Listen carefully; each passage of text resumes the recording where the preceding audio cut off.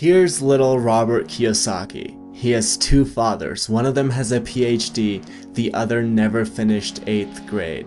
Both earn substantial incomes, yet one always struggles financially, while the other is going to become one of the richest men in Hawaii. One is going to die leaving tens of millions of dollars to his family, the other is going to leave bills to be paid.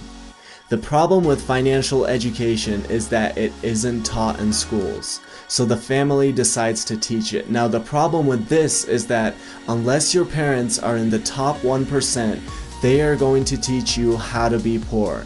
Not because they don't love you, they just don't know what they're teaching, and they don't read books like Rich Dad, Poor Dad. My story is very similar. I was taught how to be poor.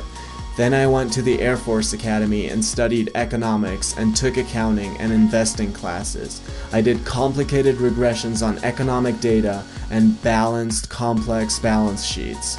Yet I've received more pragmatic advice by reading a single book from Kiyosaki than I did by taking 4 years of complicated classes. I never had a rich dad, but I have many rich dads now. Klassen, Kiyosaki, Hill, DeMarco, the list goes on. So if you weren't born in the top 1%, let's learn from Kiyosaki, who learned from his rich dad. You have to know these two words, assets and liabilities. Now, forget what you might have learned in your accounting classes. We're going to define them in very simple terms. An asset is anything that puts money in your pocket. A liability is anything that takes money from your pocket. Anything can be an asset or a liability. If you own a house and it eats $1,000 a month, then it's a liability. If you own a house and it brings in $1,000 a month, then it's an asset. Assets are things like businesses, real estate, paper assets, things like stocks and bonds. Here's why knowing this distinction is so important. Really try to focus on this. The poor only have expenses. The rich buy assets.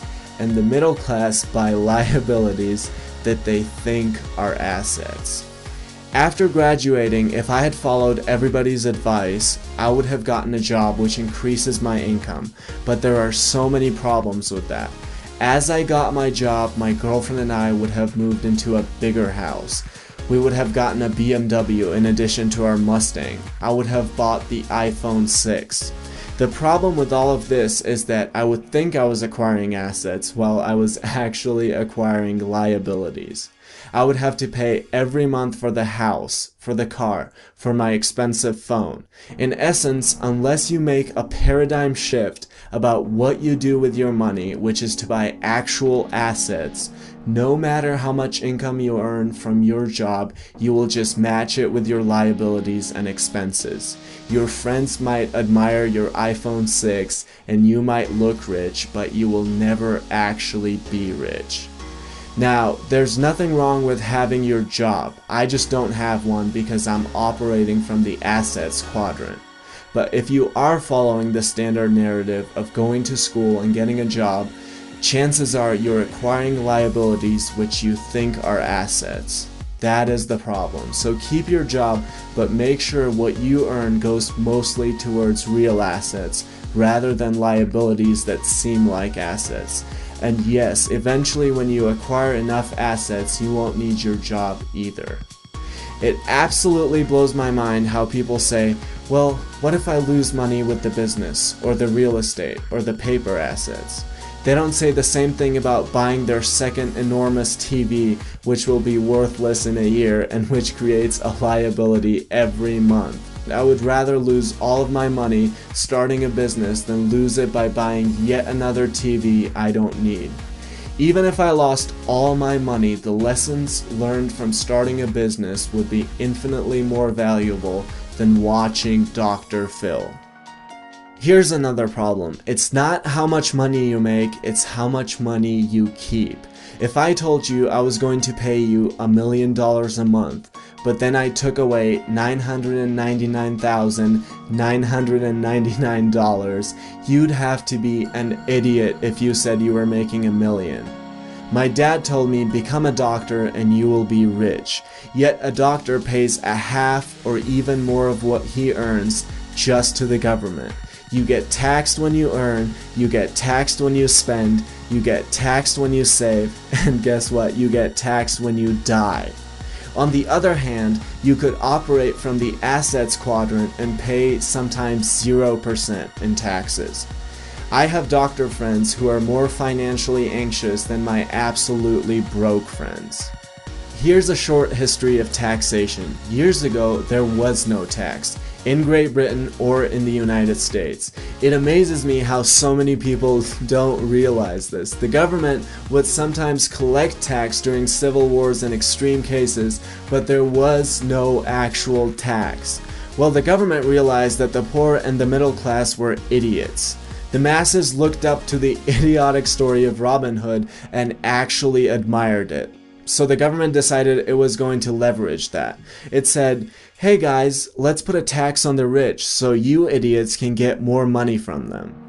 Well, of course, all the idiots agreed and voted for it. The problem is that the government's greed grew bigger and bigger until the taxation trickled down to everyone, including the poor. But the rich didn't care. They were too smart for little Robin Hood. They easily found ways to avoid being robbed of their hard-earned money. So it actually hurt the idiots in the end, the poor and the middle class. That is why Warren Buffett pays lower tax rate than his secretary. I was born in 1992 in the Republic of Georgia, right after the breakup of the Soviet Union. If you think I worked my ass off in poverty for 2 decades, so one day I could come to another communist state, you must be out of your mind. You must be out of your mind if you think I'm going to share over half of what I earn with blood and sweat with people who want to sit on their ass and watch TV all day and collect the benefits the government hands out to them so they can get re-elected. The rich are too smart for this. Yes, I'm going to buy my BMW. I'm just going to buy it for my corporation. A poor person thinks of a bunch of buildings when he thinks of a corporation, when in reality it's really a folder full of papers. A folder full of papers that allows the rich to make all the expenses and then pay the taxes at the end. So the rich will never actually be affected by any of this. It will always come down to the middle and the upper middle class, the people who work the hardest to pay for the benefits of the person with a bag of chips in one hand and a remote in the other.